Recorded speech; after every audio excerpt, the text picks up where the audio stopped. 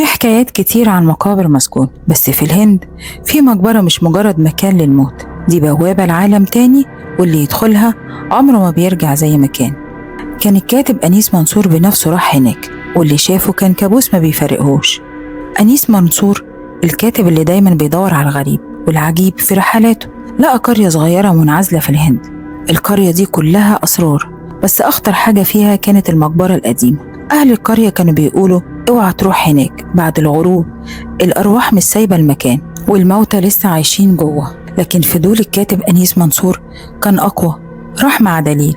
أول ما دخل المقبرة حس إن الهوا تقيل، كأنه محمل بأصوات مش مفهومة.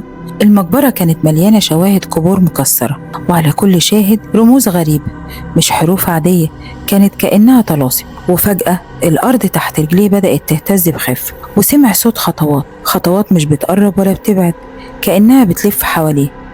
الدليل اتجمد مكانه، وبعد ثواني جري وسابه لوحده وسط المقابر. وفي الضلمة ظهر له ظل طويل بيتحرك بين القبور، بس مش شبه البني آدمين، طويل بشكل غير طبيعي.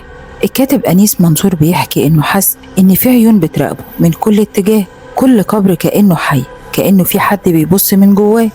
وأكتر لحظة كانت مرعبة لما لقى باب حجري ضخم في نص المقبرة، الباب عليه نقوش قديمة مش فاهم معناه، ومن وراه طلع صوت أنين طويل، صوت مش بشري، صوت كأن أرواح محبوسة بتصرخ عشان تهرب.